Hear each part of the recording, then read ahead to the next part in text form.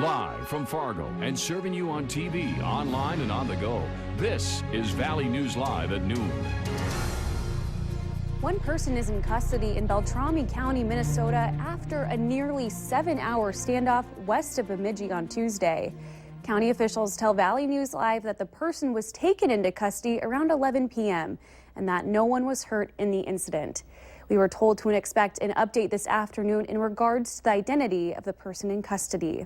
It all started Tuesday evening around 4 when at least a dozen officers surrounded a home on Archery Road, trying to calm down a distressed man inside. Beltrami County authorities told people living nearby to shelter in a place and sent out 2 code red warnings to the neighbors. There were unconfirmed reports of shots being fired on and off in the home. A county spokesperson confirmed the gunman was the only person in the home. A Williston woman has been charged with child endangerment and possession of a controlled substance with intent to deliver. Tests on a 9-month-old baby at the residence showed cocaine, heroin, and oxycodone in the child's system. 25-year-old Gina Miloho was charged with a felony for possession of heroin with intent to deliver, as well as a Class C felony for child endangerment. Williston police say Augustine Jackson, another resident of the house, was also arrested for heroin. The sun is shining, but our clouds in our forecast, it looks like that might be the case. But let's go ahead and check in with meteorologist Robert Hahn. Robert?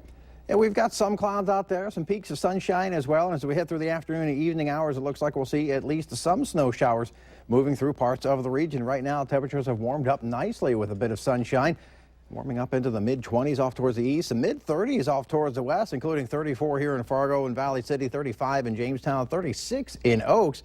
Have some gusty winds off to the west or east. We've got winds out of the east and the southeast, but off to the west, those winds shifting around to the northwest. Then it'll begin to usher in some colder air later on this afternoon. Wind chills mainly in the 20s. Cloud cover, it's going to be moving its way back on in as a system slides off towards the south and southeast out of southern Canada, and it's producing some snow. And we'll see more of that snow develop as we head towards the afternoon and evening hours. Looks like the best chances will be along and west of the Red River. We're going to show you the first 2 days of that 7-day forecast today. That chance for some snow showers, maybe mixed with a little bit of rain or sleet at times tomorrow. Breezy and colder with highs in the upper 20s. But we do have some warmer weather on that 7-day forecast, and we'll talk about that here in just a few minutes. Thanks, Robert. Another local business is opening their doors in an effort to raise funds for the family of fallen officer Jason Mosier.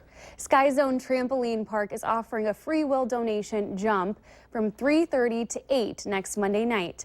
While it is still a free will donation, Sky Zone recommends a minimum $5 donation per jumper, with 100% of the proceeds going to the Mosier family.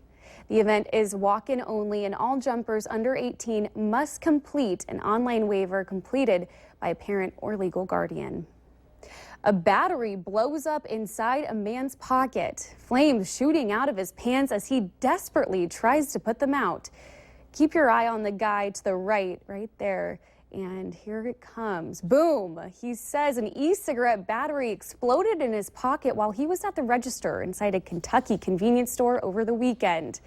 The confused clerk couldn't quite register what he was doing or what he was seeing. I was just shocked. What was that? You have a bomb in your pocket? I was like that. You carry a bomb in your pocket? I was totally shocked, and just like this, my hands were on my head. The man says he has second-degree burns on his leg, but is still able to walk. This story is getting a lot of attention on our Facebook page, and so we want to hear what you think. Log on to Valley News Live Facebook page and join that conversation. E-cigarettes are a $2.8 billion market in the United States. Proponents say they're less harmful than regular cigarettes and can help smokers quit. The Centers for Disease Control say about 2.4 million middle and high school students use them. But health experts in Rhode Island are researching the effects of electronic cigarettes on smokers' lungs. Barbara Moore-Sylvia reports. Brown University researcher Dr. Amanda Jamison refers to electronic cigarettes as the large unknown black box. They are billing it as the safer alternative, but I don't think you can really say that.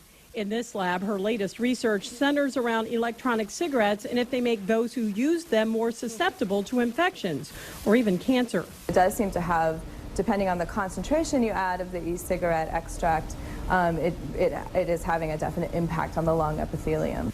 The respiratory system. Dr. Jameson is especially concerned about the flavored e-cigs. What we're finding is that actually some of the flavors are even more toxic than the unflavored e-cigarette.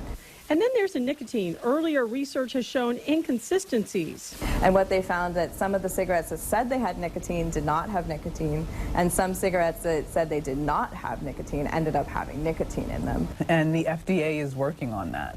Working on regulating e-cigarettes, says Dr. Nicole Alexander Scott. The vapors are filled with lead and formaldehyde. E-cigarettes have propylene glycol and some have ethylene glycol. And these are compounds that in large enough doses can be toxic.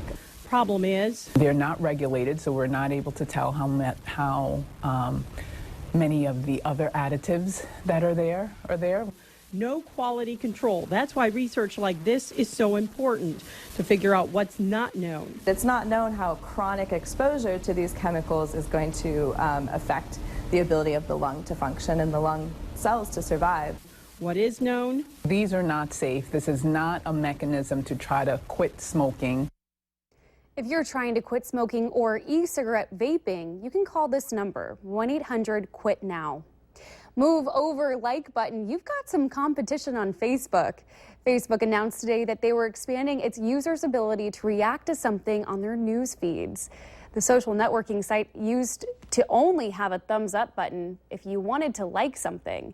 Now, if you hover your mouse arrow over the thumbs up button, you can choose from like, love, haha, wow, sad, or even angry. Facebook says it tested the reactions in a few markets last year and received good reviews. The new options are already available worldwide, whether you're at a desktop or even using your mobile devices. Is the cold weather keeping your kids from playing outside? Coming up, we hear from experts on how to get your kiddos moving even when it's gloomy. But next, weather to plan your day.